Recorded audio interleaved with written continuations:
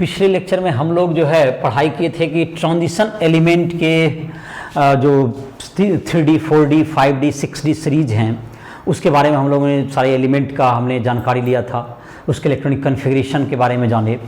आज हम लोग स्टार्ट कर रहे हैं कि उसके कुछ जनरल प्रॉपर्टीज़ क्या हैं। हम लोग के जो टेक्स्ट बुक एनसीईआरटी बुक में है उसमें करीब 14 प्रॉपर्टीज अलग अलग लिस्टेड किए हुए हैं, तो जिसमें कि हम लोग कुछ प्रॉपर्टीज़ की चर्चा आज करेंगे। तो उसमें जो प्रॉपर्टीज़ हैं हमारे उसमें है, तुमको सबसे पहले है फिजिकल प्रॉपर्टी की चर्चा है। तो सबसे पहले जो तुम्हारा, और जाहिर है कि हमारा जो फोकस रहेगा किसी प्रॉपर्टी को डील करने में, तो सबसे पहला है तुमको physical property. Physical property general property में तुम्हारा है फिजिकल प्रॉपर्टी। तो जो कि ट्रांजिशन एलिमेंट हैं तो उसमें सारे जो है फिजिकल स्टेट सबका तुमको क्या होता है, सारे सॉलिड ही हैं ट्रांजिशन एलिमेंट में। एक मरकरी है जो कि लिक्विड स्टेट में पाया जाता है। तो ऑल आर सॉलिड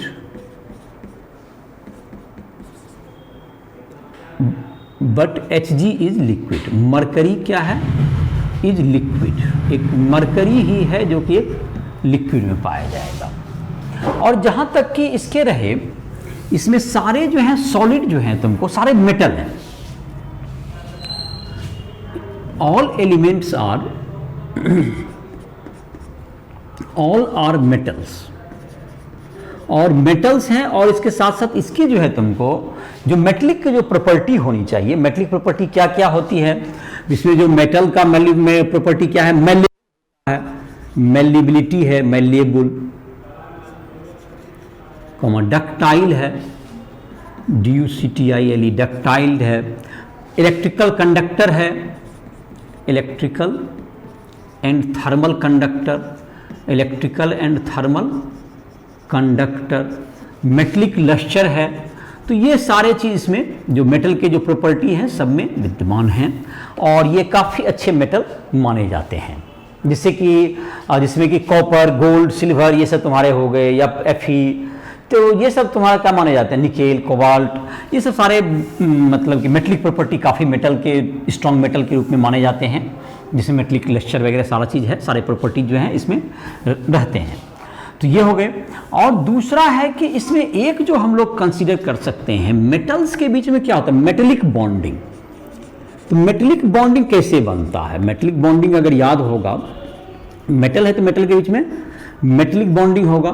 तो मेटेलिक बॉन्डिंग जो बनते हैं उसमें क्या होते हैं, जो कोई एलिमेंट है, एक M है, मेटल है, ये मेटल है, M फॉर मेटल, ये क्या करते हैं, अगर ये के इलेक्ट्रॉन ये इमिट कर दे, तो यहाँ पर जब ये इलेक्ट्रॉन इमिट करेगा और ये दूसरा एटम का, इसका जो एटम है ये भी इलेक्ट्रॉन को क्या करेगा, इमिट करेगा। तो इस प्रकार से ये क्या बनते जाएगा, इस प्रकार से M प्लस और E माइनस ये क्या करेगा, इसको अपनी ओर खींचेगा, और E माइनस और M प्लस ये फिर अपनी ओर खींचेगा। इसका मतलब इसका इनडायरेक्टली इसमें क्या बन जाएगा, ये एक बॉन्ड बन जाएगा, इसमें डायरेक्टली इसका एक बॉन्ड बन जाएगा, और इस तरह से क्या हो जाएगा, बहुत सारे एटम आपस में कंबाइन हो जाएंगे। तो ये तुम्हारा हो गया, इसको कहते हैं हम लोग मेटलिक बॉन्ड कहते हैं।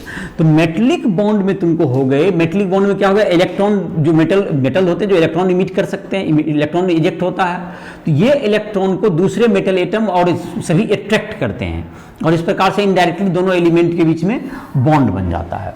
तो मेटलिक बॉन्ड और हर तरफ से बन सकता है, जितना इलेक्ट्रॉन ये जितना, अगर एक किया तो एक तरफ से बनेगा, दो रहेगा तो इधर से भी बन सकता है, तीन रहेगा तो तीसरा तरफ से भी बन सकता है। तो जितना अधिक इलेक्ट्रॉन इन्वॉल्व होगा मेटलिक बॉन्ड में, जितना अधिक इलेक्ट्रॉन इन्वॉल्व मेटलिक बॉन्ड उतना ही क्या होगा, स्ट्रॉन्ग होगा। The metallic bond is stronger, the metallic bond is stronger if electron, the number of electron is, the number of electron involving, number of electrons involving is more, involving is more, ज़्यादा होगा तो क्या होगा, metallic bond strong होगा। तो metallic bond strong कब होगा, जब इसमें ज़्यादा क्या करेंगे, इलेक्ट्रॉन इन्वॉल्व होगा। और ज़्यादा इलेक्ट्रॉन इन्वॉल्व होने के का मतलब यही है कि मेटल का जहाँ तक होता है तो जो यहाँ इसमें जो इलेक्ट्रॉन होते हैं डी ब्लॉक एलिमेंट में N-1D 1 से 10 तक और NS 0 से लेके 2 तक, ऐसा कन्फिगरेशन है इसका। तो इसमें जो N-1D और NS में कम डिफरेंस होता है, difference of energy level is less, difference of energy is less, difference of energy is less, मतलब डिफरेंस ऑफ एनर्जी इसमें कम है दोनों में, N-1D और NS, तो इसमें दोनों भाग लेते हैं। Hence N-1D and NS electron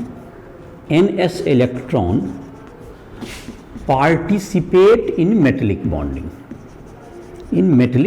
ये डी ब्लॉक की बात हुई।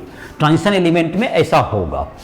तो ट्रांजिशन एलिमेंट में जहां तक है वो दोनों के N-1D और NS के इलेक्ट्रॉन भाग लेंगे। तो इसका मतलब कि metallic bond is stronger, metallic bond is stronger और मेटलिक बॉन्ड ज्यादा होगा। दिस इंप्लाई दैट क्या होगा, दिस इंप्लाई दैट क्या हो जाएगा, ये अगर होता है मेटलिक बॉन्ड स्ट्रॉन्गर होगा तो इससे क्या कंक्लूजन निकलता है कि melting boiling point is higher, melting and boiling point is higher. तो MP और BP जो है तुमको ज्यादा होगा, जबकि मेटलिक बॉन्ड इसका स्ट्रांग होगा तो ये मेल्टिंग बॉइलिंग पॉइंट भी बढ़ेगा। अब रहा कि ये ट्रेंड क्या होगा, और हाइड्रेशन इंथैल्पी भी इसी पर डिपेंड करता है। हाइड्रेशन इंथैल्पी भी तुमको जो है, जबकि तुम्हारा क्या कहते हैं सॉलिड से गैस बनने में उसमें भी तुम्हारा उसकी भी चर्चा हम लोग करें, हाइड्रेशन इंथैल्पी करें, एटोमाइजेशन इंथैल्पी। तो इसमें मेटलिक बॉन्ड स्ट्रांग होते जाएगा और जैसे जैसे हम लोग अब देखिए अब कितना इलेक्ट्रॉन इन्वॉल्व होता है। अगर हम लोग ग्रुप पीरियड में तुम्हारा था, जैसे पहले एलिमेंट है स्कैंडियम है तुम्हारा, स्कैंडियम में D1 होता है, टाइटेनियम है, वेनेडियम है, क्रोमियम, मैग्नीज, कॉपर, मैग्नीज के बाद तुम्हारा Fe, cobalt, nickel, copper, zinc. तो इसमें जैसे जैसे हम लोग स्टार्टिंग में आएंगे, हाफ पार्ट तक आएंगे, मतलब कि स्कैंडियम टू मैग्नीज तक जब तक आएंगे तो इसमें क्या होते जाएंगे, इसमें जो इलेक्ट्रॉन्स हैं तुमको इन्वॉल्व जो होंगे, इसमें तो D5 का एक्स्ट्रा स्टेबिलिटी आ जाएगा, इसमें तो D5 कन्फिगरेशन आ जाएगा, तो इसको निकालना मुश्किल होने लगेगा D5। तो इसका मेटलिक बॉन्ड वीक पड़ जाएगा, D5 होगा तो इसमें इसको पार्टिसिपेट कर, D का जो इलेक्ट्रॉन है इसमें पार्टिसिपेट नहीं कर पाएगा, तो मेटलिक बॉन्ड वीकर, इसका मेटलिक बॉन्ड वीक होगा। D5S1 है तो सिर्फ एक इलेक्ट्रॉन, ये हाफ फील्ड रहेगा तो ये नहीं भाग पाएगा, तो 3D5,4S1 तो S वाला ही सिर्फ 4 लेगा, और इस कारण से क्या होगा, ये वीक पड़ जाएगा, D का पार्टिसिपेट नहीं करेगा। और यही बात तुमको Zn में देखोगे, Zn में भी D10 है यहाँ पर, और S1 3D10 और 4S1, तो ये जो तुम्हारा यहाँ भी मेटलिक बॉन्ड वीकर होगा, इसमें मेटलिक बॉन्ड वीकर। तो इन सबों का मेल्टिंग बॉइलिंग पॉइंट क्या हो जाएगा, कम हो जाएगा, इसका मेल्टिंग बॉइलिंग पॉइंट जो ट्रेंड है। बाकी इसका जैसे जैसे हम लोग इधर बढ़ेंगे, मतलब हाफ पार्ट यहाँ से यहाँ तक जब बढ़ेंगे तो मेटलिक बॉन्ड वीक स्ट्रॉन्गर हो जाएगा, इलेक्ट्रॉन ज़्यादा इन्वॉल्व होगा, और ये इलेक्ट्रॉन जब इन्वॉल्व ज़्यादा होगा तो क्या होगा, तुमको मेटलिक बॉन्ड स्ट्रॉन्ग होता जाएगा, मेटलिक बॉन्ड इलेक्ट्रॉन तुमको यहाँ देखो D1 है, और इसमें तो जाहिर है कि D1 है, इसमें D2 होगा, 4 इलेक्ट्रॉन इन्वॉल्व होगा, 5 होगा, 6 होगा, क्रोमियम तक। लेकिन मैग्नीज में क्या होगा, यहाँ पर तुमको क्या हो जाएगा कि इसमें जो है तुमको D5 के कारण इसको स्ट्राइक्टिलिटी हो जाएगा, और इधर भी क्या होने लगेगा, इधर भी वीक होने लगेगा, क्योंकि अब सारे इलेक्ट्रॉन न्यूक्लियर चार्ज बढ़ जाएगा, तो ये सारे जो है सब इलेक्ट्रॉन इसके जो है अनपेयर्ड नहीं हो पाएंगे, क्योंकि पेयरिंग जो इलेक्ट्रॉन होने लगा D6 वगैरह में, जब पेयरिंग होने लगा तो सारे इलेक्ट्रॉन क्या नहीं हो पाएंगे, आपका बाहर नहीं निकल पाएंगे, और वो मेटलिक बॉन्ड में पार्टिसिपेट नहीं कर पाएंगे। और इस प्रकार से मेटलिक बॉन्ड जैसे जैसे इधर इसका स्ट्रॉन्गर जैसे जैसे होगा, तो शुरुआत का जो पार्ट होता है फ्रॉम, मतलब कि the MP and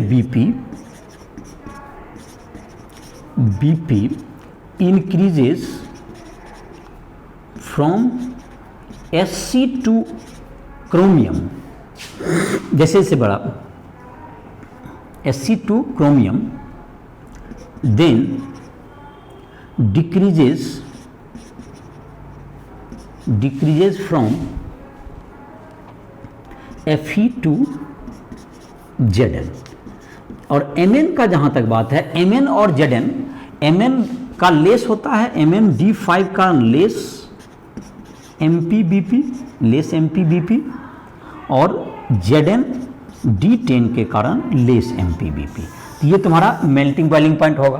अब आ जाए ग्रुप वाइज आए तो नीचे जाने पर मेटलिक बॉन्ड तुमको ज़्यादा इलेक्ट्रॉन, चूंकि आपका ऑर्बिट बढ़ेगा तो उसको बाहर निकालना इलेक्ट्रॉन को क्या हो जाएगा, आसान हो जाएगा, तो उसकी मेल्टिंग बॉइलिंग पॉइंट इंक्रीज करेगी मतलब कि, और कॉरस्पॉन्डिंग सीरीज में भी वही चार्ज रहेगा।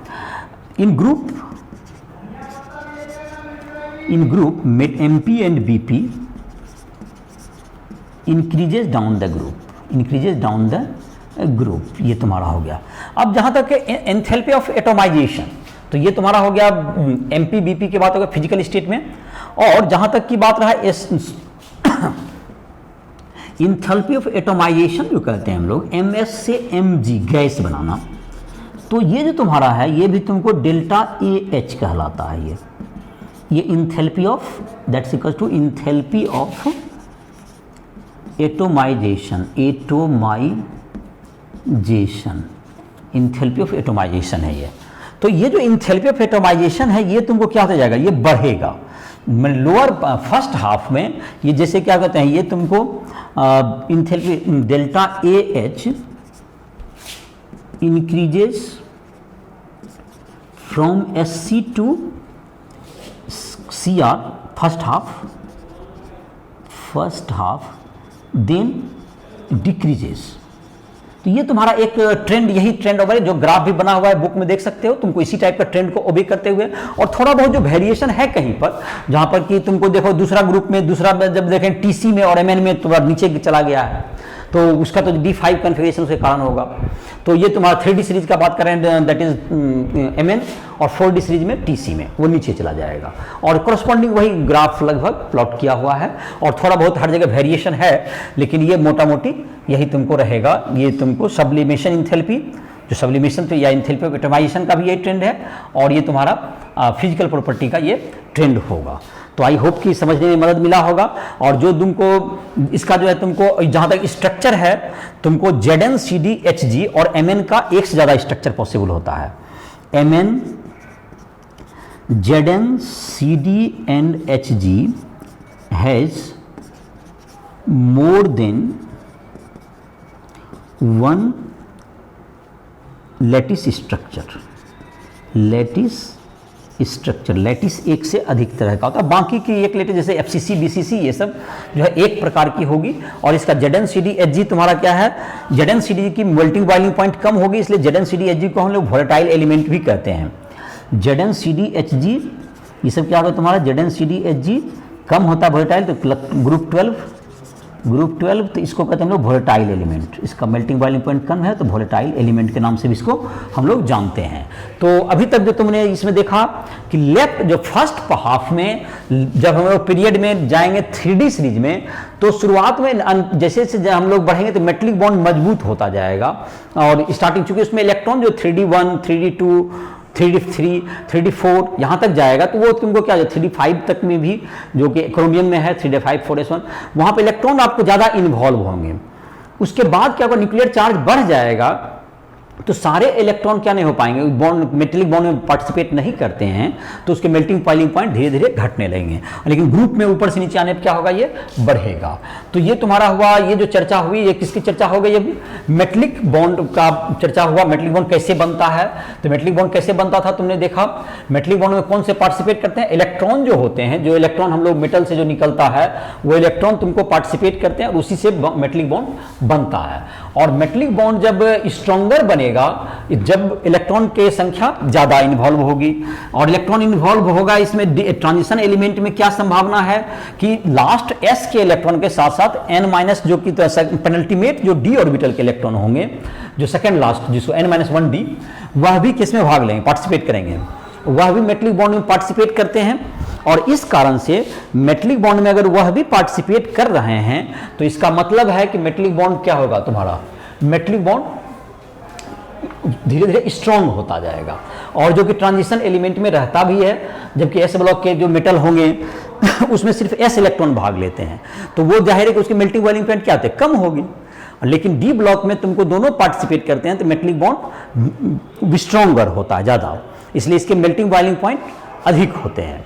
और यही बात जबकि हम लोग बात करेंगे एस ब्लॉक एलिमेंट में, तो सिर्फ एस इलेक्ट्रॉन भाग लेंगे तो वो क्या होता है, उसके मेल्टिंग बॉइलिंग पॉइंट कम होते हैं, और इसमें जो है तुमको मेल्टिंग बॉइलिंग पॉइंट ज़्यादा होते हैं डी ब्लॉक के। लेकिन जहाँ पर कि दो जगह पे देखे, जहाँ D5 का और आधा जाने के बाद हाफ, जैसे कि फर्स्ट हाफ में चले गए, फर्स्ट हाफ में क्या हुआ, धीरे धीरे बढ़ेगा, फिर बाद में तुमको क्या होने लगेगा, बाद में जो इलेक्ट्रॉन जो है सारे निकल नहीं पाएंगे तो उसमें घटने लगेगा, और इस प्रकार से स्कैंडियम टू क्रोमियम तक बढ़ता है, और मैग्नीज में जहाँ तक है, और उसी के कॉरस्पॉन्डिंग नीचे में भी चले जाए तो इट्रियम से लेकर के तुमको जहाँ तक है जर्कोनियम, मोलिब्डेनम तक क्या होगा, इंक्रीज करेगा, देर आफ्टर क्या होगा, फिर टीसी घट जाएगा, टेक्नीटियम, और ये तुम्हारा ट्रेंड उसमें भी है तुमको, और D10 में जैसे कैडमियम का घट जाएगा उसमें 4D सीरीज में तो ये तुम्हारा ट्रेंड को ओबे करता है।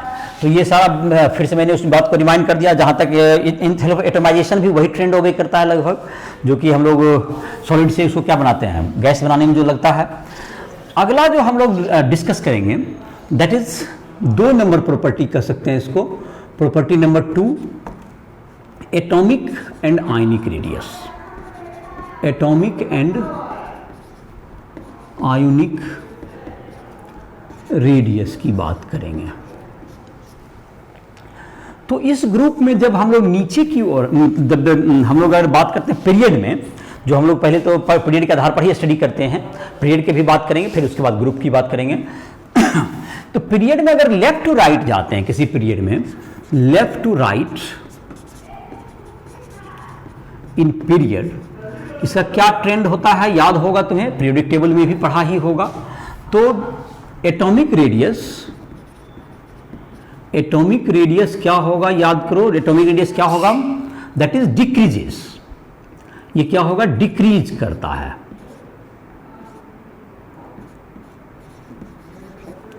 एटॉमिक रेडियस डिक्रीज करेगा, ये एटॉमिक रेडियस डिक्रीज करेगा, और पीरियड में atomic radius left to right decrease करता है, left to right atomic radius decrease करेगा, इधर जाएंगे जैसे कि तुमको, और क्यों डिक्रीज करेगा, because nuclear charge increases, left to right जाने पर क्या होता है, न्यूक्लियर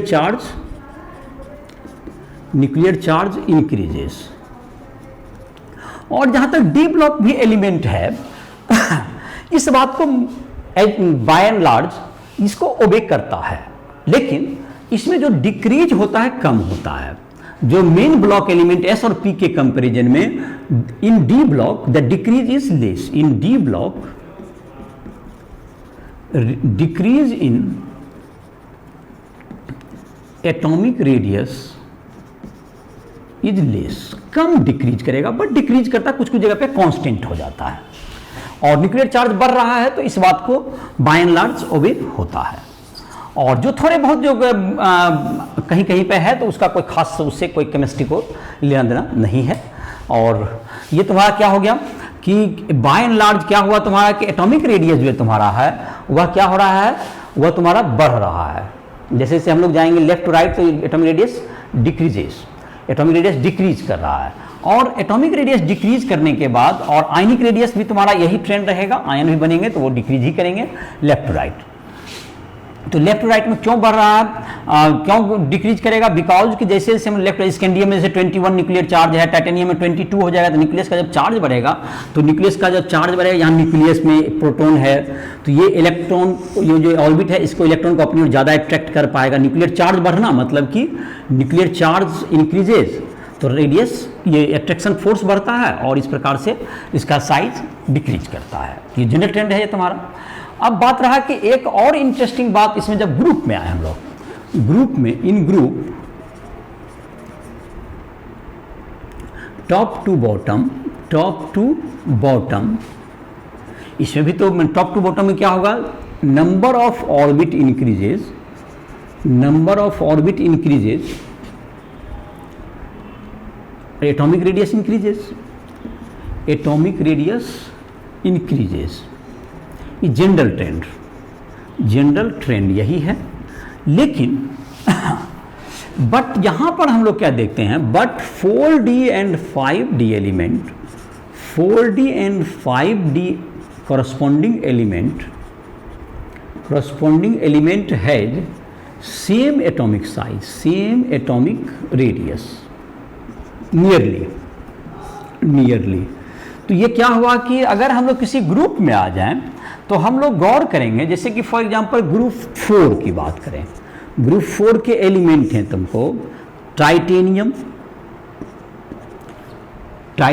है तुमको, टाइटेनियम के बाद तुम्हारा क्या आ जाएगा तुमको, जर्कोनियम और हैफनियम 72 हो गया तुम्हारा। और इसके बाद जो यहाँ पे एलिमेंट आएंगे, तो अगर इसमें देखिए ये 3D सीरीज के हैं, तो यहाँ से यहाँ तक तुमको एटॉमिक रेडियस इंक्रीज करेगा, यहाँ पे इंक्रीज किया, यहाँ इंक्रीज करेगा, बट नियरली इन दोनों के क्या होते हैं, ये नियरली 160 पिकोमीटर के आसपास दोनों का है, ये दोनों का यही लगभग है, एक 159 और एक 160। तो दोनों, जबकि होना ये चाहिए था कि इसको तो इंक्रीज करना चाहिए था, रेडियस जो है तुमको इसका इंक्रीज था, ऐसा कैसे हो पाया? तो इसका अगर तुमको इसके अगर इलेक्ट्रॉनिक कन्फिग्रेशन से कुछ समझें तो कुछ से शायद इसका निष्कर्ष निकल पाएगा। तो जर्कोनियम का इलेक्ट्रॉनिक कन्फिग्रेशन में क्या होता है, लास्ट में जर्कोनियम का जो इलेक्ट्रॉनिक कन्फिग्रेशन लिखते हैं हम लोग, तो जर्कोनियम 40 का Kr36 ऐसा होता है। उसके बाद तुमको 4s2 3d2 और 4d2 और 5s2 4d2 5s2 ये हो गया। अब हैफनियम का इलेक्ट्रॉनिक कन्फिग्रेशन लिख के देखते हैं क्या है इसमें हैफनियम का। तो हैफनियम में तुमको जस्ट पहले एक नोबेल गैस 54, जेनॉन 54 हो गया। इसके बाद तुम्हारा आएगा जेनॉन 54 के बाद तुम्हारा आता है एस में इलेक्ट्रॉन भरे जाते हैं। एस के बाद तुमको 4f14 आता है, ये 4f14 आएगा।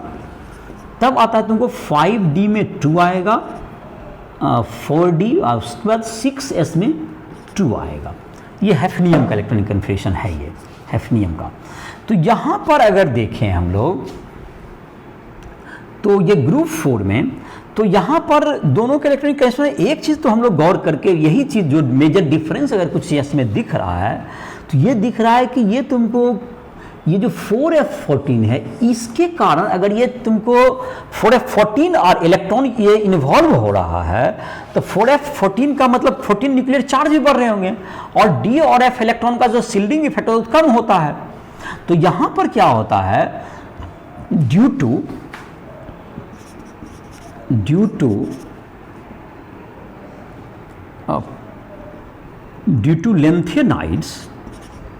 lanthanide nuclear charge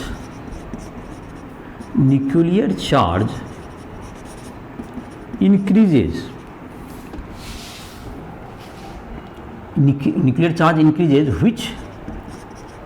which stops the increase in atomic radius। ये एटॉमिक रेडियस के इंक्रीज को क्या कर देता है, ये कम कर देता है। एटॉमिक रेडियस के इंक्रीज को ये कम कर देगा। तो ये तुम्हारा हो गया, एटॉमिक रेडियस का इंक्रीज कम हो जाएगा और इसलिए क्या हो गया तुम्हारा ये।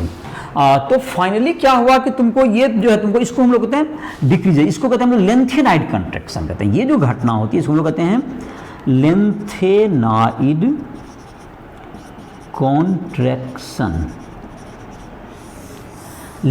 कॉन्ट्रैक्शन। तो लेंथेनाइड कॉन्ट्रैक्शन के कारण 4d और 5d का जो बिल्कुल सिमिलर हो जाता है। लेंथेनाइड का 4d and 5d has similar radius as well as similar properties in many times, माने प्रॉपर्टीज भी यहाँ तक सेम हो जाता है इसका। तो ये जो तुम्हारा कहलाता है, ये जो तुम्हारा कहलाएगा, ये क्या कहलाएगा, इसको हम लोग कहते हैं लेंथेनाइड कंट्रैक्शन करते हैं। तो ग्रुप में क्या बोले कि ये जो तुमको जो लेंथेनाइट्स जो आते हैं दैट इज 58 to 71, तो उसके कारण जो न्यूक्लियस में चार्ज बढ़ता है और एफ इलेक्ट्रॉन के शिल्डिंग इफेक्ट पुअर होते हैं। F electron has poor shielding effect, F electron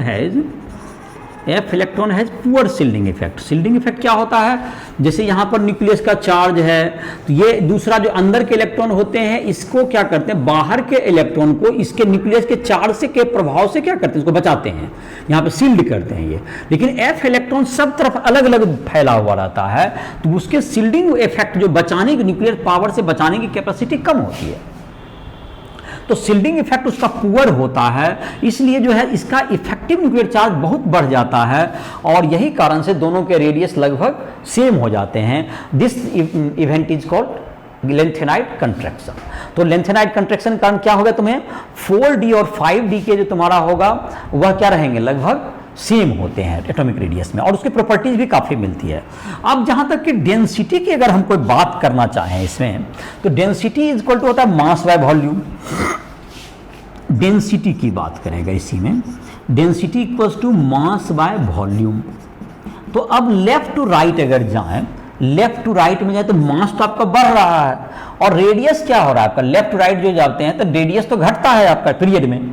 जब रेडियस घटेगा तो इसका मतलब क्या होगा, from left to right, from left to right density क्या हो जाएगा, डेंसिटी इंक्रीजेस, डेंसिटी इंक्रीज करेगा। ये काफी कॉमन है, मास बढ़ रहा है वॉल्यूम और घट रहा है तो जाहिर है कि उसका रेशियो क्या होगा, डेंसिटी इंक्रीज ही करेगा। तो लेफ्ट टू राइट जैसे जैसे हम लोग जाएंगे तो डेंसिटी क्या होगा, लेफ्ट टू राइट जो है डेंसिटी इंक्रीज करेगा, density increases left to right. ये समझ में आ गया होगा, तो ये काफ़ी आसान है इसका कंक्लूजन ड्रॉ करना। तो ये तुम्हारा हो गया, ये किसकी चर्चा हो गई, एटॉमिक रेडियस की। Left to right atomic radius क्या होगा, डिक्रीज करेगा और टॉप टू बॉटम जो तुमको जो इंक्रीज होना चाहिए एटॉमिक रेडियस में जनरल ट्रेंड के मुताबिक। लेकिन 4d और 5d सीरीज के जो कि 4d और 5d सीरीज के जो एटॉमिक रेडियस हैं वो सेम लगभग हो जाते हैं ड्यू टू लेंथेनाइट कंट्रैक्शन कि लेंथेनाइट जो कि तुमको वहाँ पे आता है जिसके कारण क्या हो जाता है, उसके जो कि एटॉमिक रेडियस हैं वो कम हो जाते हैं, एटॉमिक रेडियस दोनों के लगभग इंक्रीज नहीं हो पाता है। That event is called lanthanide contraction.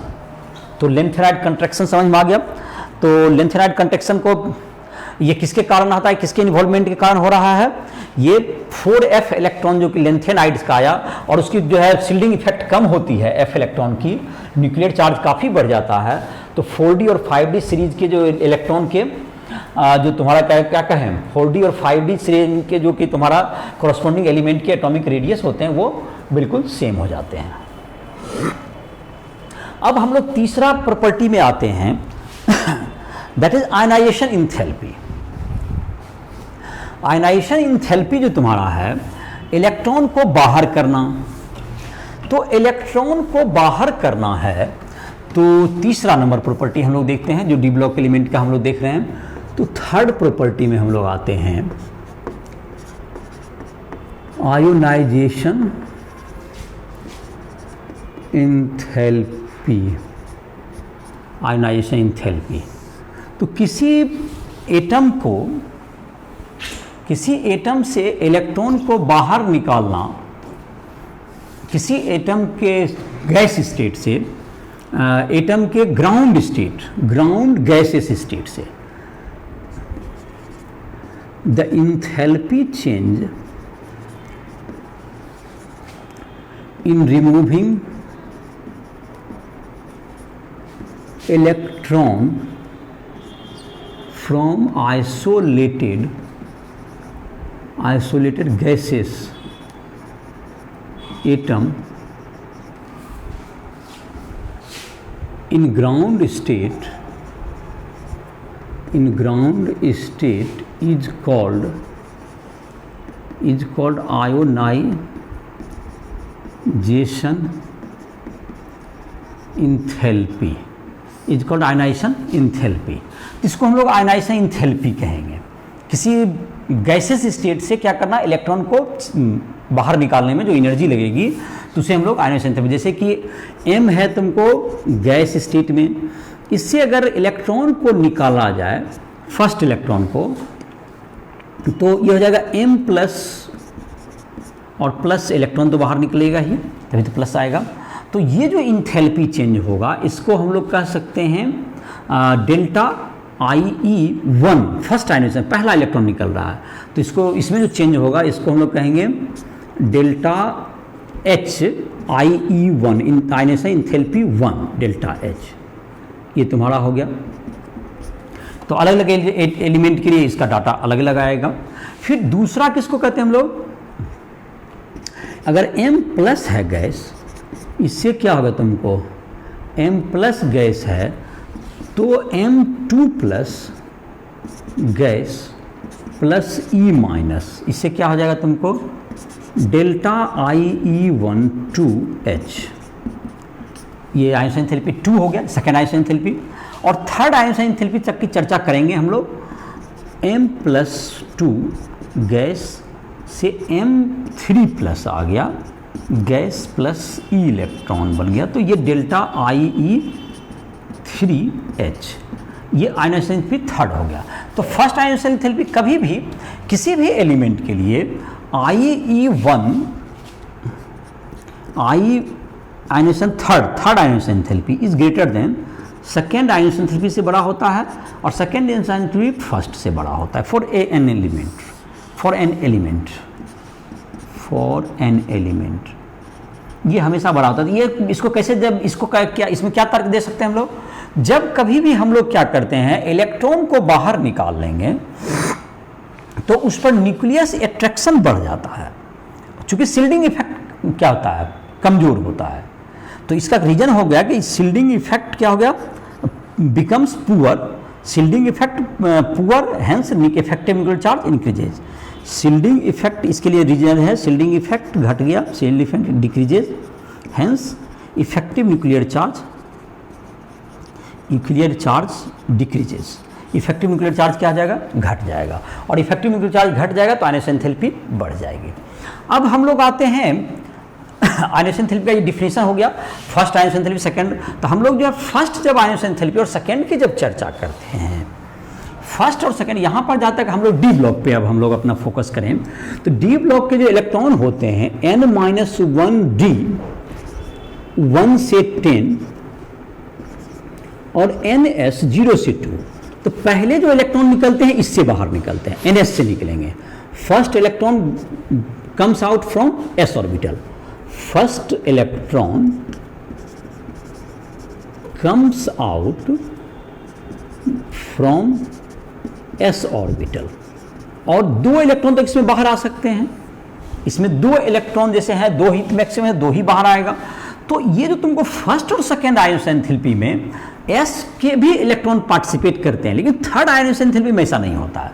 क्योंकि थर्ड आयनाइजेशन एंथैल्पी में तो फर्स्ट और सेकेंड आयनाइजेशन एंथैल्पी में जो टर्म भाग लेते हैं, जो रिस्पॉन्सिबल होते हैं, इफेक्ट करता है, first and second ionisation enthalpy को इफेक्ट करने वाला है, सेकेंड आयनाइजेशन एंथैल्पी को इफेक्ट करने वाला जो टर्म है, इफेक्ट्स 3 टर्म इसमें कह सकते हैं। एक तो न्यूक्लियर चार्ज है ही, न्यूक्लियर चार्ज, शिल्डिंग इफेक्ट, इसके साथ साथ एक्सचेंज एनर्जी एक वर्ड होता है, एक्सचेंज एनर्जी, ये इफेक्ट करेंगे, जो कि थर्ड में ये नहीं आएगा, थर्ड में ये काउंट नहीं करेगा, बिकॉज कि एक्सचेंज का मतलब होता है एस और डी के इलेक्ट्रॉन जो एक्सचेंज करते हैं उसमें जो एनर्जी रिलीज होता है that is called exchange energy. और जिसमें एक्सचेंज एनर्जी ज़्यादा होगा उसको इलेक्ट्रॉन को क्या करना होगा, उसका जो है तुमको अनपेयर्ड इलेक्ट्रॉन के आधार पर जिसका एक्सचेंज एनर्जी ज़्यादा होगा, अनपेयर्ड इलेक्ट्रॉन मोर,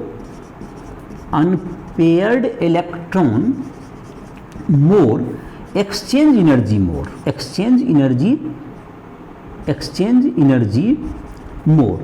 अगर अनपेयर्ड इलेक्ट्रॉन ज़्यादा है तो एक्सचेंज एनर्जी ज़्यादा होगा, जैसे Mn में ये ज़्यादा होगा, Mn में ज़्यादा होगा। तो ये फर्स्ट और सेकेंड आयनाइजेशन एंथैल्पी की बात हो रही है, और थर्ड में तुमको एक्सचेंज एनर्जी का फैक्टर ही समाप्त हो जाएगा। इन थर्ड आयनाइजेशन एंथैल्पी में नो एक्सचेंज एनर्जी, इसमें एक्सचेंज एनर्जी फैक्टर नहीं होगा, सिर्फ डी इलेक्ट्रॉन इन्वॉल्व, इसमें कहाँ पर कौन होंगे तुम्हारा, ये जो M3+ में है इसमें सिर्फ कौन M होंगे, इसमें सिर्फ D इलेक्ट्रॉन इन रिस्पॉन्सिबल होंगे। तो अब हम लोग अगर चर्चा करेंगे तो इन सब की चर्चा करें तो फ्रॉम, अगर हम लोग जब left to right first ionisation enthalpy की बात करें तो फर्स्ट आयोनाइजेशन एंथैल्पी जो तुम्हारा है, जैसे जैसे हम लोग लेफ्ट टू राइट चाहेंगे तो जो जनरल ट्रेंड हम लोग का, अब हम लोग अपने आते हैं जनरल ट्रेंड पर कि फर्स्ट आयोनाइजेशन एंथैल्पी जो तुम्हारा होगा जनरल ट्रेंड में, तो फर्स्ट आयोनाइजेशन एंथैल्पी क्या होगा तुम्हारा, न्यूक्लियर चार्ज बढ़ेगा। लेफ्ट टू राइट जब जाएंगे हम लोग तो न्यूक्लियर चार्ज क्या हो जाएगा हमारा, बढ़ जाएगा। और फर्स्ट, तो इसका मतलब क्या होगा, आयोनाइजेशन एंथैल्पी पीरियड में क्या होता है तुमको इंक्रीज करता है और ग्रुप में डिक्रीज करता है।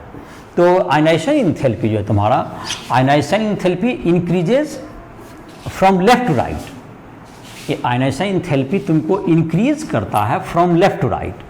Ionisation enthalpy IE increases from left to right in a period, ये जनरल ट्रेंड है, due to increase effective nuclear charge, और जहाँ तक poor shielding effect of d electron होता है, और इस कारण से क्या होगा तुमको ये डिक्रीज करता हुआ दिखेगा। तो फर्स्ट आयोनाइजेशन एंथैल्पी का यही ट्रेंड है तुम्हारा। और जहाँ पर इसमें आयोनाइजेशन एंथैल्पी अब जैसे तुमको है, जहाँ पर कि पहला तुमको जो निकालोगे तो जिसमें कि तुम्हारा क्या होगा, फर्स्ट में निकालेंगे, तो जहाँ पर कि अब D5 कन्फिग्रेशन आएगा, सेकेंड में आ जाए तो सेकेंड में जब अगर इलेक्ट्रॉन आपको निकालना पड़ेगा सेकेंड आयोनाइजेशन एंथैल्पी में भी, अगर जैसे कि तुमको इलेक्ट्रॉन को कहाँ से इन्वॉल्व करना होगा, और ग्रुप में तुमको क्या था, ग्रुप में ionisation enthalpy decreases, IE decreases इन ग्रुप, डिक्रीजेज इन ग्रुप, तो रेडियस बढ़ गया तो ये क्या करेगा, डिक्रीज करेगा, आयोनाइजेशन एंथैल्पी डिक्रीज करेगा। जहाँ तक कि सेकेंड में बात कर रहे थे, सेकेंड आयोनाइजेशन एंथैल्पी जो होगा तुमको Mn और Zn का कम होगा। Second ionization enthalpy, second ionization enthalpy of Mn and Zn is less, Mn and Zn is less. इसमें क्यों लेस होगा, चूंकि इसका जो तुम्हारा होगा, ये जो सेकेंड इलेक्ट्रॉन आयोनाइजेशन एंथैल्पी है, इसमें तुमको आसानी से इलेक्ट्रॉन, इसको D5 आ जाएगा, उसका D10 कन्फिग्रेशन आएगा। तो इसका जो D5 कन्फिग्रेशन बनेगा, D5 और इसका D10 स्टेबल कन्फिग्रेशन, ये हाफ फील्ड हो गया, और ये तुमको क्या हो गया, फुल फील्ड, ये हाफ फील्ड और फुल फील्ड। तो ये हाफ फील्ड के कारण इसका स्टेबिलिटी बढ़ जाता है, तो इसकी जो सेकेंड आयोनाइजेशन एंथैल्पी कम होती है। और सेकेंड आयोनाइजेशन एंथैल्पी इसलिए भी कम होती है, इसमें जो अनपेयर्ड इलेक्ट्रॉन होता है ज़्यादा D5 में, तो इसमें जो अनपेयर्ड इलेक्ट्रॉन होने से एक्सचेंज एनर्जी क्या हो जाती है, इसमें बढ़ जाती है। और जैसे जैसे हम लोग जाएंगे यहाँ पर तो एक्सचेंज एनर्जी क्या जाएगी, 5 में घटते जाएगी, तो इस पर जबकि पेयरिंग होने लगेगा इलेक्ट्रॉन तो ये कम होने लगेगी, तो इसमें क्या होगा तुम्हारा फिर आयोनाइजेशन एंथैल्पी इंक्रीज करने लगा। तो ये तुम्हारा ये सब फैक्टर थे। और थर्ड में जहाँ तक है, थर्ड में तुमको एक्सचेंज वाला कोई बात नहीं होगा, सिर्फ लेफ्ट टू राइट जाइएगा तो बिल्कुल क्या करेगा, डिक्रीज करेगा, उसमें स्मूथली डिक्रीज करता जाएगा। और D5 D10 जहाँ कन्फिग्रेशन अगर आ रहा है तो जहाँ तक Mn और इसका तो बहुत अधिक हो जाएगा। Third ionization enthalpy of Mn and Zn is very high, ये वेरी हाई, बहुत बढ़ जाएगा, क्योंकि D5 या D10 से निकालना क्या जाएगा, वेरी डिफिकल्ट हो जाएगा। ये D5 और D10 से नहीं निकाला जा सकेगा। तो इसका थर्ड आंसर, बाकी कहीं पे कोई दिक्कत नहीं है, बाकी लेफ्ट टू राइट जाइएगा तो क्या करेगा, इंक्रीज कर जाएगा। तो इसमें और इन दोनों सुपर इम्पोज कर दीजिए, सारा वैल्यू समझ में आ जाएगा। तो यही तुम्हारा ट्रेंड हुआ आयोनाइजेशन एंथैल्पी का, कि इसमें तीन तरह के फैक्टर तुमको जो है D, और यहाँ पर जो है एक न्यूक्लियर चार्ज है, दूसरा तुम्हारा क्या है, न्यूक्लियर चार्ज इफेक्टिव होता है, फिर तुमको शिल्डिंग इफेक्ट और एक्सचेंज एनर्जी। एक्सचेंज एनर्जी में क्या होगा, जितना ज़्यादा अनपेयर्ड इलेक्ट्रॉन होगा, जितना ज़्यादा तुमको इसमें अनपेयर्ड इलेक्ट्रॉन होता है, एक्सचेंज एनर्जी भी क्या होती है, उतनी अधिक होती है, क्योंकि एक दूसरे से एक्सचेंज करने का मौका, जो कि Mn वगैरह में ये सबसे हाईएस्ट होता है। इसमें तुमको D5 है यहाँ पर और S1 है, तो 6 अनपेयर्ड इलेक्ट्रॉन होंगे, इसमें मैक्सिमम हो जाएगा। लेकिन फिर अगर Fe का बात करें तो वो घट जाएगा, तो वो तुम्हारा क्या हो जाएगा, तुमको एक पेयर होने लगेगा, और जब पेयर होने लगेगा तो उसका जो एक्सचेंज एनर्जी है वो कम हो जाएगा, और एक्सचेंज एनर्जी कम होगा तो आयोनाइजेशन एंथैल्पी बढ़ जाएगी। तो इस प्रकार से क्या होगा, तुम्हारा ये जो ट्रेंड था तुम्हारा आयनाइजेशन एंथैल्पी का था। अब हम लोग देख लेते हैं ऑक्सीडेशन स्टेट के बारे में। और D5 D10 पे ध्यान रखना है और तुमको ये क्या आ जाएगा, डील हो जाएगा। अब तुमको है हम लोग चर्चा करते हैं कि ऑक्सीडेशन स्टेट जो चौथा है तुम्हारा, उसका क्या इन्वॉल्वमेंट है इसके लिए। ऑक्सीडेशन स्टेट है तुम्हारा जिसमें कि किस स्टेट में पाया जाता है, किस ऑक्सीडेशन स्टेट में ज़्यादा स्टेबल होगा ये। तो डी ब्लॉक के जो इलेक्ट्रॉन हैं, तो एक तो उसमें है कि एस के इलेक्ट्रॉन पहले बाहर निकलते हैं, ये बात ध्यान रहेगा इलेक्ट्रॉनिक कन्फर्मेशन में कभी भी। तो जनरली जो ट्रेंड होता है कि दो तो रखते ही हैं और ये वेरिएबल ऑक्सीडेशन स्टेट शो करते हैं। जो डी ब्लॉक के एलिमेंट हैं जो उसको ट्रांजिशन मेटल कहते हैं, ये वेरिएबल ऑक्सीडेशन स्टेट शो करते हैं। और वेरिएबल ऑक्सीडेशन स्टेट जो तुमको पी ब्लॉक का भी एलिमेंट शो करते हैं, तो उसमें और इसमें डिफरेंस है कि उसमें जनरली 2 का गैप होता है और इसमें जो गैपिंग होता है वो 1 का होता है। तो ये दोनों में है, अगर पी ब्लॉक के एलिमेंट में तुमको 2 का गैपिंग होता है और इसमें और दूसरा उसमें डिफरेंस है कि पी ब्लॉक में नीचे एक सेम ग्रुप में अगर जाएं तो नीचे के एलिमेंट के ऑक्सीडेशन स्टेट में 2 का अंतर होता था, नीचे जाने पर घटता था। और इसमें होता है कि ऊपर कम टेंडेंसी रहेगा, ऊपर तुमको क्या रहेगा, ऊपर ही कम रहेगा, नीचे टेंडेंसी बढ़ेगा। ये डी ब्लॉक में एक अंतर है वेरिएबल ऑक्सीडेशन स्टेट में। तो हम लिखते हैं पहला 4 नंबर है तुमको ऑक्सीडेशन स्टेट। तो ऑक्सीडेशन स्टेट जो तुम्हारा है इस ग्रुप के एलिमेंट का, जिसमें कि पहले तो सबसे पहले है कि इसका इलेक्ट्रॉनिक कॉन्फ़िगरेशन अगर हम लोग लिखें स्कैंडियम से लेकर के, तो उसके आधार पर हम लोग बहुत हद तक इलेक्ट्रॉनिक कॉन्फ़िगरेशन के आधार पर इसका ऑक्सीडेशन स्टेट को भी प्रिडिक्ट कर पाएंगे। जैसे कि ये तुम्हारा है स्कैंडियम 21, तो आर्गन तो 18 सब में रहेगा, तो आर्गन 18 को छोड़ ही दे रहे हैं, तो दैट इज 3D1 और 4S2। तो ये जो तुम्हारा है स्कैंडियम की बात करें तो स्कैंडियम में 2+1, तो तीनों इलेक्ट्रॉन बाहर निकल जाएगा। और ये 2 जो है शो करता ही नहीं है जनरली। ये सामान्यतः इन दोनों में डिफरेंस इतना कम होता है कि ये 3 ही एक ही ऑक्सीडेशन स्टेट शो करता है। ये +3, ये क्या हो गया +3, और ये स्टेबल हो गया। और doesn't show variable oxidation state, does not show variable oxidation state. ये डजंट शो, ये शो नहीं करता है कि ऑक्सीडेशन स्टेट क्या किया जाए, इसका वेरिएबल नहीं शो करेगा ये। तो ये तुम्हारा आ गया doesn't show variable oxidation state, scandium 21। Titanium 22, एक सिर्फ यही एलिमेंट है जो कि वेरिएबल ऑक्सीडेशन शो नहीं करता है। इसलिए कभी कभी ये भी पूछता है क्या ये ट्रांजिशन एलिमेंट है। हाँ, ट्रांजिशन एलिमेंट इसे कहेंगे बिकॉज कि डी में एक इलेक्ट्रॉन है आपके ग्राउंड स्टेट में, इसलिए ये ट्रांजिशन एलिमेंट में आएंगे। और ये जनरली वेरिएबल ऑक्सीडेशन स्टेट नहीं शो करेगा, क्योंकि प्लस बाकी सारे एलिमेंट इसके वेरिएबल ऑक्सीडेशन स्टेट शो करते हैं। तो ये तुम्हारा 22 का तो क्या हो जाएगा, यहाँ आर्गन 18 तो होगा ही, 3D2 4S2। तो देखो S में 2 इलेक्ट्रॉन निकल जाएंगे तो ये होगा +2, ये स्टेबल होगा, एक +3 भी शो करेगा, और ये +4 जो मैं घेर रहा हूँ ये स्टेबल ऑक्सीडेशन स्टेट को बताने के लिए, जो सर्किल किया हुआ ये स्टेबल ऑक्सीडेशन स्टेट के लिए। ये 2 3 4 ये तीनों शो करेंगे, लेकिन इसमें से स्टेबल ये होगा। जबकि या तो S के दोनों इलेक्ट्रॉन बाहर निकल जाए तो स्टेबल हो जाएगा, या तो D के दोनों इलेक्ट्रॉन बाहर निकल जाए तो स्टेबल होगा। तो ये तुम्हारा ये दोनों स्टेट में पाए जाते हैं। उसके बाद जहाँ तक की है तुमको इसके बाद वेनेडियम 23 का देखिए, तो 3D3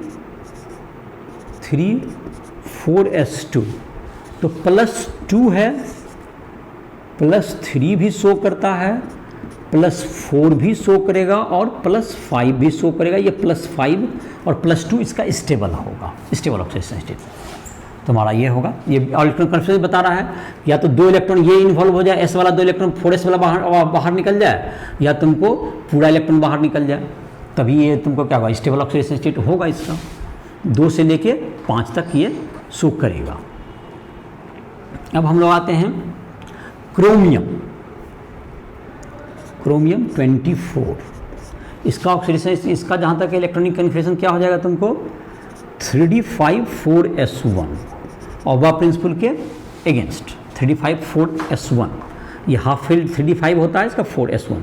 तो जाहिर है कि 2 से तो खैर ये +1 होता है, लेकिन 2 से कम नहीं शो करता ये भी ऑक्सीजन से, तो 2 से तो ये भी स्टार्ट होगा। लेकिन इसमें तुमको ये 2 इसका ज़्यादा स्टेबल नहीं होता, इसका स्टेबल एक 3 होता है +3। इसके कारण की चर्चा अलग से की जा सकती है, ये क्यों स्टेबल है, +4 +5 और +6। तो +6 तो स्टेबल होगा, ये तो आप प्रिडिक्ट कर सकते हैं, और ये प्रिडिक्टेबल है कि सब सारे इलेक्ट्रॉन निकल जाए तो ये स्टेबल होंगे। लेकिन ये +3 में क्या इसको स्टेबिलिटी मिलेगा, +3 जब होगा Cr3 प्लस का इलेक्ट्रॉनिक कन्फिग्रेशन क्या हो जाएगा, देखिए Cr3 प्लस का इलेक्ट्रॉनिक कन्फिग्रेशन होगा, Cr3 प्लस, आर्गन तो 18 होगा ही, और S के तो एक इलेक्ट्रॉन जो है वो निकल गए, तो 3d3 हो गए। अब सवाल यह है कि 3d3 में ये क्यों स्टेबल ऑक्सीजन शो करेगा। तो यहाँ पर इसको समझने के लिए एक जो चीज़ हमको समझना पड़ेगा, स्प्लिटिंग ऑफ, एक नया चीज़ सीखिए इसको, splitting of D, energy of D orbital, energy of D orbital, ये एक चीज़ सीखिए, इससे कुछ और भी बातें समझने में मदद मिलेगा, जिसको इसी बहाने अभी पढ़ा दे रहे हैं। डी के 5 ऑर्बिटल होते हैं, पता होगा डी के 5 ऑर्बिटल क्या क्या नाम है, DXY, DXZ, DYZ, DX2Y2 और DZ2, ये 5 ऑर्बिटल हैं इसके। ये तीनों जो ऑर्बिटल होते हैं, ये तुमको जब लिगेंड आता है तो ये पांचों पहले तो खैर जहाँ पर डिजेनरेसी होती है सबका एनर्जी सेम होते हैं, बट ड्यू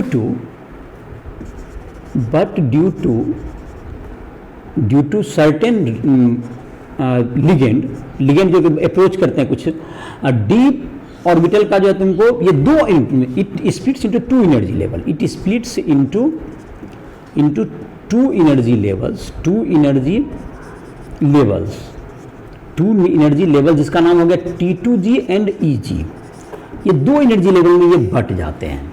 तो इसका मतलब डी का जो 5वां है अब एक एनर्जी लेवल में नहीं कहेंगे, बल्कि इसका 3 ऑर्बिटल एक अलग एनर्जी लेवल में आ गया यहाँ पर 1, 2 और 3, और ये जो 2 हैं इसकी ज़्यादा एनर्जी होगी, दैट इज इसको कहते हैं हम लोग EG ऑर्बिटल, इसको क्या कहेंगे, ज़्यादा एनर्जी का कहते हैं इसको EG, और इसको कहेंगे 3 का मतलब इसमें कौन कौन आ गया तुमको, 3 में DXY, DYZ और DXZ, और इसमें तुमको आ गया T2EG में आ गया DX2Y2 और DZ2 जो एक्सिस के अलॉन्ग है। तो ये तुमको स्प्लिटिंग हो गया, ये एनर्जी का क्या होगा दोनों के बीच में एक, इसको एनर्जी गैप कहते हैं, डेल्टा मतलब कि डेल्टा G एनर्जी गैप हो गया तुम्हारा, ए एनर्जी गैप डेल्टा EG। और इसी के कारण अब देखो इसमें क्या हो जाएगा, D3 जब क्रोमियम में है D3 कन्फिग्रेशन में ये हाफ फिल्ड, तो क्रोमियम में D3 में क्या हो गया, हाफ फिल्ड T2G ऑर्बिटल। यहाँ पे क्या है तुमको, यहाँ पे क्या रीजन दे सकते हैं हम लोग, हाफ फिल्ड T2G ऑर्बिटल के कारण ये तुमको हाफ फिल्ड T2G ऑर्बिटल, तो D3 है यहाँ पर, तो क्या लिखेंगे इसको, half filled T2G orbital, T2G orbital का हाफ फील्ड है। ये 5 ऑर्बिटल थे डी के जो कि 2 स्प्लिट में एनर्जी इस लेवल में स्प्लिट कर जाते हैं, T2G और EG। तो T2G के जो है तुमको इसी कारण से ये T2G के फुल फील्ड हाफ फील्ड के कारण इसका +3 स्टेबल होता है, जिसको यहाँ इलेक्ट्रॉनिक कन्फिग्रेशन पर यहाँ पर डील किया गया है, समझने की कोशिश कर सकते हो। तो क्रोमियम हो गया। और मैग्नीज का जहाँ तक है, क्रोमियम के बाद तुम्हारा आता है मैग्नीज का नंबर आता है, Mn का जाहिर है कि एटॉमिक नंबर तो 25 है, D5 3D5 4s2, तो ये तो तुमको +2 और +7 ये 2 स्टेबल हो गए, +2 +3 +4 +5 +6 और +7, तो +6 7 ये स्टेबल है, 2 और 7 स्टेबल होंगे, ये तुम्हारा हो गया। इसके बाद अब जो ऑक्सीडेशन स्टेट तुमको जो इंक्रीज हो रहा था, अब जो है न्यूक्लियर चार्ज बढ़ जाएंगे, तो Fe के तुमको सभी इलेक्ट्रॉन नहीं निकल पाएंगे इसमें जो तुमको 3D6 हो गया और 4s2, तो अब न्यूक्लियर चार्ज बढ़ गया तो D में जैसे पेयरिंग भी होने लगा इलेक्ट्रॉन, तो ये सारे नहीं निकल पाएंगे, +2 और +3, ये दो ही तुमको स्टेबल ऑक्सीडेशन स्टेट रहेंगे। और कभी कभी +6 वगैरह में भी पाया जाता है, 6 तक हो सकता है, लेकिन ये जनरली स्टेबल यही दोनों होंगे। कोबाल्ट में भी यही है, कोबाल्ट 27 और इसमें हो गया 3D में 7 हो जाएगा 4s2, तो इसमें तो 2 निकल जाएगा, तो ये तो स्टेबल होता ही है 2, और एक 3 भी इसमें स्टेबल रहता है, तो इस 3 में क्या हो जाएगा तुमको 3D6, 3 में देखो ये 3D +3 +2 +3 ये 2 स्टेबल है, और +6 भी इसका स्टेबल हो सकता है, 2-3 ही इसका स्टेबल माना जाता है जनरली। तो 3 स्टेबल क्यों है? T2G फुलफिल्ड, देखो यहाँ पर ये भी ध्यान रखो, T2G फुलफिल्ड 6 इलेक्ट्रॉन में जब से निकालोगे तुमको 3 इलेक्ट्रॉन निकालोगे, देखो क्या होगा, T2G फुलफिल्ड हो जाएगा तुम्हारा, हाफ फिल्ड। यहाँ S के 2 निकल गए और यहाँ पे 6 हो जाएंगे 3D6, तो तुम दो T2G 6 पूरा क्या हो गया, फुलफिल्ड के कारण ये होता है। अब तुमको आते हैं कोबाल्ट के बाद आता है निकेल। निकेल में जहाँ तक है 28, इसमें तुमको हो गया 3D8 4s2, इसमें +2 ही स्टेबल है एक, अब घटने लगा, अब ज़्यादा नहीं बढ़ता क्योंकि न्यूक्लियर चार्ज इंक्रीज कर गया। कॉपर की बात करें 29 3D10 4s1, तो +1 और +2 ये दोनों स्टेबल होते हैं, +2 ज़्यादा थोड़ा सा और +1 उससे थोड़ा कम, ये दोनों में पाए जाते हैं। Zn30 ये भी वेरिएबल ऑक्सीडेशन शो नहीं करेगा, 3D10 4s2 ये सिर्फ +2 शो करेगा, तो ये +2 शो करेगा, +2 ही स्टेबल होगा और कोई ऑक्सीडेशन शो नहीं करेगा, तो ये 3D10 से निकालना संभव नहीं है, मतलब बहुत ही ज़्यादा एनर्जी का डिफरेंस हो जाएगा। तो ये तुमको ऑक्सीडेशन स्टेट में देखा होगा। और जैसे कि बताया तो ट्रांजिशन एलिमेंट वेरिएबल वैलेंसी, और ये तुम्हारा T2G EG का कंसेप्ट समझ में आ गया, जिसके कारण इसके द्वारा एक्सप्लेन हो रहा है तुमको किसका, कोबाल्ट का तुमको +3 और क्रोमियम का +3, इससे तुम T2G EG के आधार पर एक्सप्लेन कर सकते हो क्यों पाया जाता है। क्या क्या चीज़ का, T2G हाफ फिल्ड हो गया Cr3+, T2G फुल फिल हो गया CO3+, ये तुमको ये दोनों में इसका रीजन से तुमको इसको एक्सप्लेन किया जाएगा। बाकी तुम सामान्य इलेक्ट्रॉनिक कॉन्फ़िगरेशन के आधार पर समझ सकते हैं इसको। और जाहिर जैसे जैसे शुरुआत में क्या हुआ, फर्स्ट हाफ में क्या हुआ, ऑक्सीडेशन नंबर धीरे धीरे इंक्रीज करता गया, लेकिन जैसे जैसे न्यूक्लियर चार्ज बढ़ते गए तो ऑक्सीडेशन नंबर बाद में क्या होने लगा, डिक्रीज करने लग गया। अगर हम लोग इसका दूसरे ग्रुप से हम लोग कंपेरिजन करें अपने मतलब कि दूसरे 3D 4D सीरीज वगैरह में, तो ऊपर तुमको ऑक्सीडेशन रेट ज़्यादा की टेंडेंसी ऊपर ज़्यादा रहेगी, और नीचे जाने पर लोअर ऑक्सीडेशन रेट की टेंडेंसी होगी। जस्ट किसके विपरीत, पी ब्लॉक के जस्ट विपरीत। पी ब्लॉक में नीचे जाने पर जो है तुमको लोअर की टेंडेंसी रहती है, और डी ब्लॉक में नीचे जाने पर ज़्यादा ऑक्सीडेशन रेट बढ़ने की जो एटम की संभावनाएं बढ़ती है। जैसे कि तुमको क्या कहते हैं, टंगस्टन क्रोमियम जो है तुम्हारा, क्रोमियम 24 है तुमको, उसके जो तुमको ग्रुप में आता है दैट इज मोलिब्डेनम है। मोलिब्डेनम के बाद तुमको आता है उसी ग्रुप में आ जाता है तुमको टंगस्टन आता है 74। तो टंगस्टन वगैरह का +6 की ज़्यादा स्टेबल कंपाउंड बनाते हैं, टंगस्टन हो या मोलिब्डेनम, लेकिन क्रोमियम उसके तुलना में इसकी टेंडेंसी क्या रहती है, कम स्टेबल रहने की रहती है। +6 से +3 में जाने की प्रवृत्ति क्रोमियम में ज़्यादा होती है, जबकि टंगस्टन या मोलिब्डेनम में उसकी तुलना में क्या होती है, ज़्यादा स्टेबल होते हैं। तो टंगस्टन या मोलिब्डेनम एक ग्रुप में जो है तुमको in top to bottom in group higher oxidation number tendency increases, ये तुमको और टेंडेंसी क्या है तुमको इंक्रीज करेगा, किसके विपरीत, कंट्रास्ट ऑफ पी ब्लॉक में जस्ट उल्टा होता है। और साथ साथ पी ब्लॉक में यहाँ पे गैपिंग जो है तुमको, पी ब्लॉक में इनर्ट पेयर इफेक्ट का 2 का गैप होता है, इसमें गैप क्या, पी ब्लॉक में गैप कितना होता है, चेंज 2 का होता है +2, बट इसमें चेंज क्या होता है 1 कंटिन्यूस होता है। और डी ब्लॉक में ये दोनों भी चेंजिंग में देखते हैं, वेरिएबल ऑक्सीडेशन स्टेट में ये तुम्हारा अंतर होता है। अब है तुमको हम लोग बात करेंगे ऑक्सीडेशन स्टेट के बाद, अब हम लोग चर्चा करेंगे ट्रेंड्स इन, तुमको जो हम लोग देखेंगे कि इलेक्ट्रोड पोटेंशियल में क्या क्या ट्रेंड्स हैं। तो जो इलेक्ट्रोड पोटेंशियल के जो ट्रेंड्स हैं जो इसके ग्रुप के, तो इलेक्ट्रोड पोटेंशियल का तुम देखा होगा, जो लिस्ट देखा होगा तुम इलेक्ट्रोकेमिस्ट्री में भी देखा होगा। और इलेक्ट्रोड पोटेंशियल के क्या ट्रेंड्स हैं इसमें देखेंगे, जो कि M2+/M होगा, एक पांचवा प्रॉपर्टी में देखेंगे, और फिर छठा में M3+/M2+ में देखेंगे। उसके बाद देखेंगे हम लोग फिर कि उसमें आगे देख सकते हैं कि इलेक्ट्रोड पोटेंशियल से उसके केमिकल रिएक्टिविटी में क्या संबंध आता है, उसकी भी चर्चा हम लोग कर सकते हैं। तो पहले इसका डाटा हम लोग देखें, जो कि तुम्हारा है, तुम्हारे बुक में दिया हुआ है। उस डाटा को पहले कुछ यहाँ देते हैं, देयर आफ्टर उसको आगे बढ़ते हैं।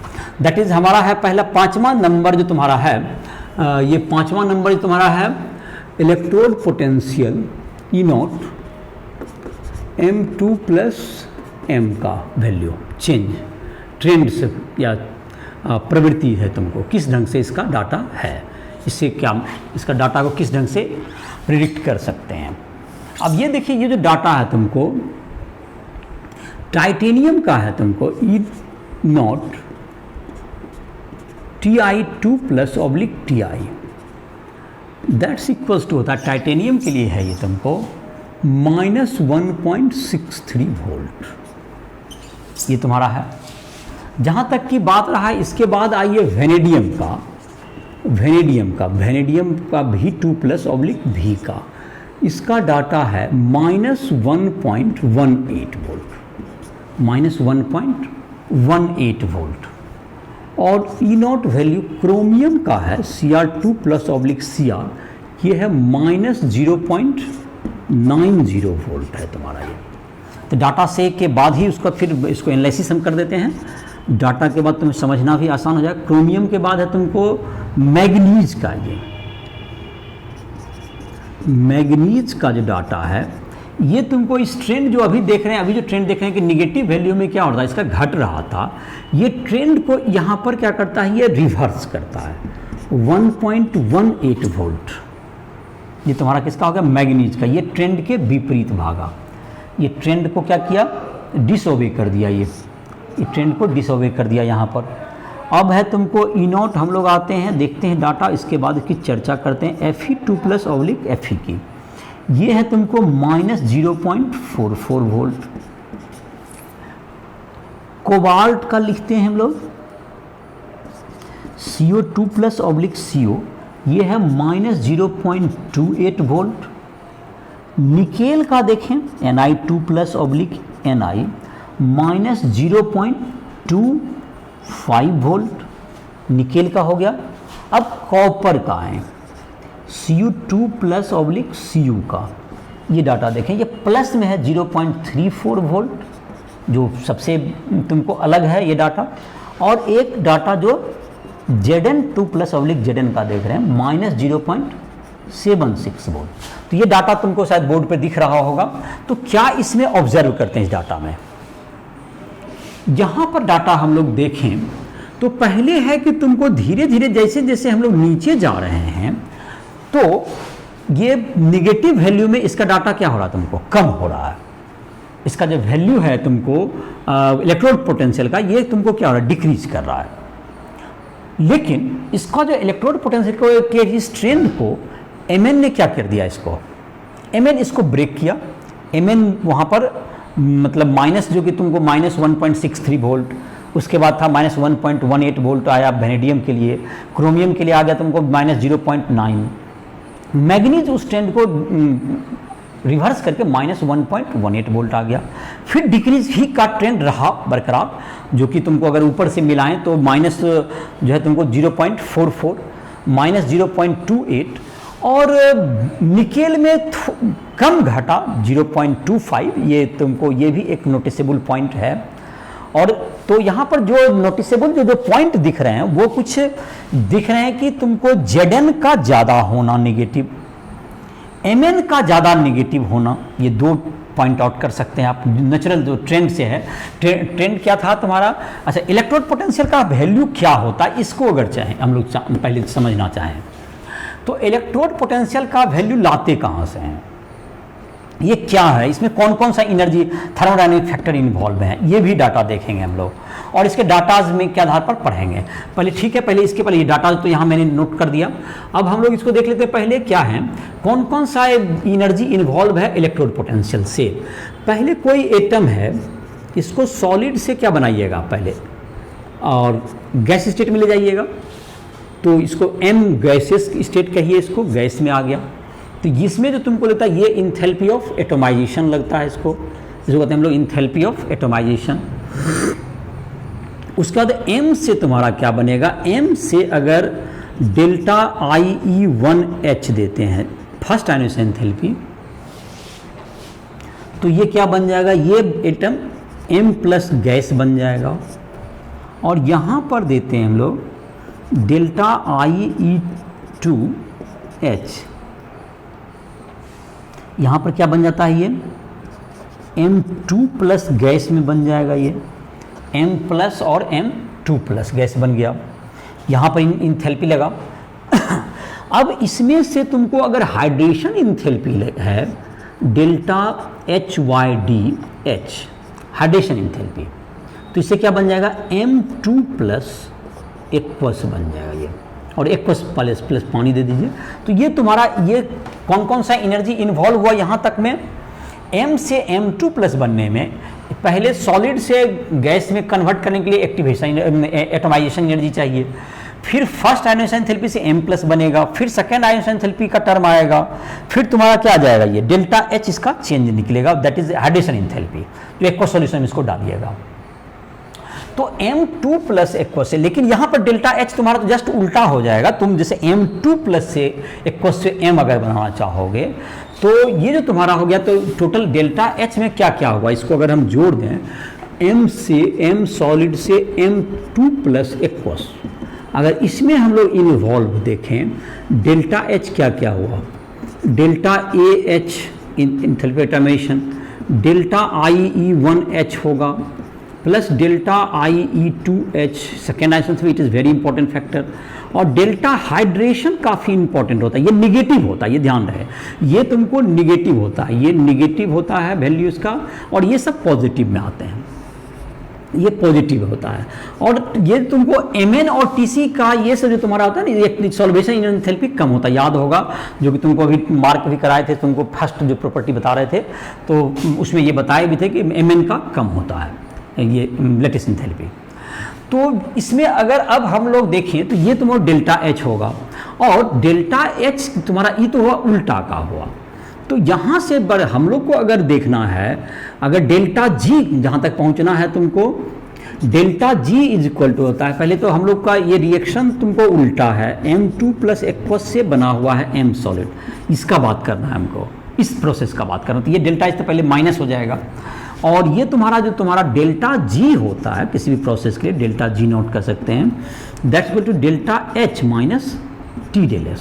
लेकिन यहाँ से इस प्रोसेस में भी देखें तो ये जो डेल्टा जो यहाँ दिए हो, इससे यहाँ पर एक निगेटिव लग जाएगा तुम्हारा, तुम चूँकि रिएक्शन को टर्न कर चुके हो। और इसको हम लिखते हैं minus NF E0 M2 plus oblique M, यहाँ हो गया, जो कि इलेक्ट्रॉन का वैल्यू 2 हो गया, that's equal to minus delta H minus T delta S।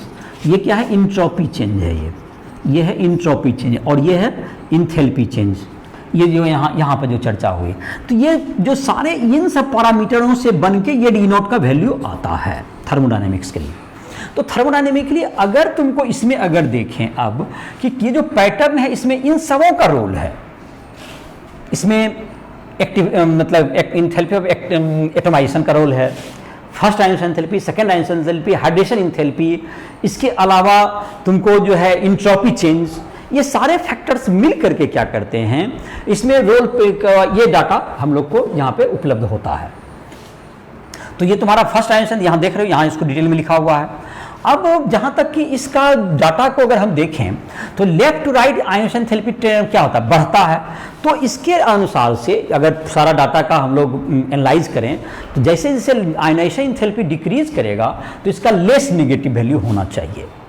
तो इसका जो वैल्यू है, अगर तुमको लेस, ये क्यों नीचे धीरे धीरे लेस नेगेटिव होते जा रहा है, यहाँ से यहाँ तक अगर हम लोग कहें शुरुआत में अगर तुमको 0.1 माइनस 1.63 इससे इसका घटा, इससे इसका भी घटा, तो ये जो तुमको ओबे कर रहा है 0.9 वोल्ट तक, ये ड्यू टू इंक्रीज इन, क्या कंसिडर कहें, due to increase in ionisation enthalpy, ionisation enthalpy, ये नॉर्मल ट्रेंड को ये ओबे कर रहा है।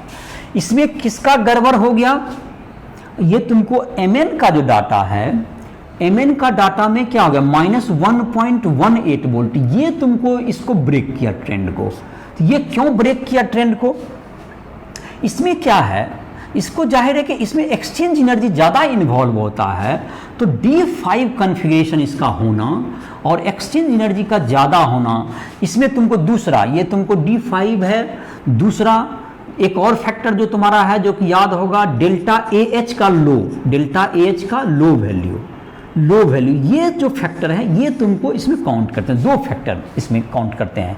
D5 कॉन्फ़िगरेशन होना जो कि ज़्यादा स्टेबिलिटी देता है, एक इसके फैक्टर में आ सकते हैं, आते हैं। दूसरा डेल्टा AH का लोअर होना, इसको डिफाइन करता है। माइनस 1.18 जो तुम्हारा आया, जो ट्रेंड के विपरीत mn का भागा, उसको हम लोग डिफाइन उसके आधार पर कर सकते हैं। Fe2 प्लस ये अपनी नॉर्मल पैटर्न पर है, इसमें कोई ज़्यादा समस्या नहीं है। तो ये तुम्हारा क्या रहा, माइनस 0.44 जो है ये बिल्कुल पैटर्न पर ही है। माइनस 0.28 ये भी घटा, it is also on pattern, लेकिन यहाँ पर जो है तुमको ये कम डिक्रीज हुआ। तो इसमें कहते हैं इसका जो हाइड्रेशन इंथैल्पी होता है ये ज़्यादा होता है निकेल का। Nickel has more hydration, delta HYD more than expected, more than expected, और इसलिए डेल्टा ई वैल्यू जो तुमको कम नेगेटिव हुआ। उसमें कॉपर का पॉजिटिव होना, ये सबसे बड़ी बात है जिसकी चर्चा बिल्कुल हो सकती है। तो इसका चर्चा अलग करते हैं। जेडन का जहां तक की है तुमको ज़्यादा निगेटिव है, जेडन भी पैटर्न को डिसोबे किया है, जेडन ने पैटर्न को माइनस 0.76 हो गया, ये भी पैटर्न को डिसोबे किया। तो ये क्यों पैटर्न को डिसोबे कर रहा है, D10 and low delta AH। और सबसे बड़ा जो कि तुमको पैटर्न को जो कि सबसे ज़्यादा जो डिसोबे करने वाला है एलिमेंट, जो कि बिल्कुल कॉपर है, जो कि बिल्कुल सबसे अलग व्यवहार है। तो कॉपर का पॉजिटिव होना, कॉपर का E0 Cu2 plus Cu is equal to 0.34, it is positive. ये सब निगेटिव में है, तो ये सबसे अलग है। इसमें क्या फैक्टर हो सकता है, इसमें जो कहा जाता है कि सेकेंड आयनाइजेशन इंथैल्पी जो इसका होता है ज़्यादा होता है। सेकेंड आयनाइजेशन इंथैल्पी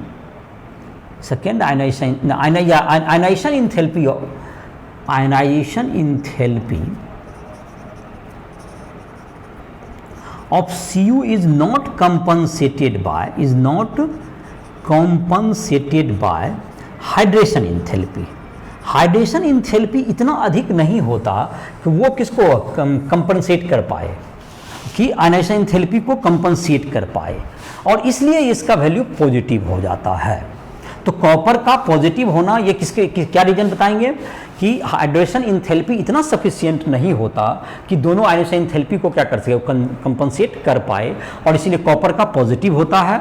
और जहाँ तक कि रहे तुम्हारा Mn और Zn का ज़्यादा जो तुमको एक्सपेक्टेशन से ज़्यादा निगेटिव होना due to D5 and D10 conversion as well as activation energy enthalpy of atomisation का लो होना, ये फैक्टर कर सकते हैं। बाकी ऊपर से नीचे आने पर, जब लेफ्ट टू राइट जाने पर क्या हो रहा है, ट्रेंड अगर तुमको जो कि लोअर निगेटिव हो रहा है, उसका कारण है कि धीरे धीरे left to right ionisation enthalpy increase करती है। तो आई होप कि तुमको ये समझ में आ गया होगा किस प्रकार से रिलेटेड है, और ये जो वैल्यू कहाँ से आते हैं, इसके थर्मोडायनेमिकली कैसे हम लोग इसको करते हैं, इसमें कौन कौन से एनर्जी इन्वॉल्व हैं, atomisation enthalpy, ionisation enthalpy 1, ionisation enthalpy 2, उसके बाद हाइड्रेशन इंथैल्पी जो कि एनर्जी रिलीज होता है जबकि कोई बॉन्ड बनता है, हाइड्रेशन तुम्हारा जब होता है किसी आयंस का तो उसमें एनर्जी रिलीज होते हैं, और एटमाइजेशन इंथैल्पी है या तुमको आयनाइजेशन इंथैल्पी है, ये सब इंथैल्पी हमको बाहर से देना पड़ता है। तो ये तुम्हारा हो गया। अब तुमको इसी में एक ट्रेंड है तुम्हारा, जैसे कि M3+/M2+ का जो ट्रेंड है, M3+/M2+ का ट्रेंड है तुम्हारा, जो 6 नंबर में है, उसकी भी चर्चा की जा सकती है।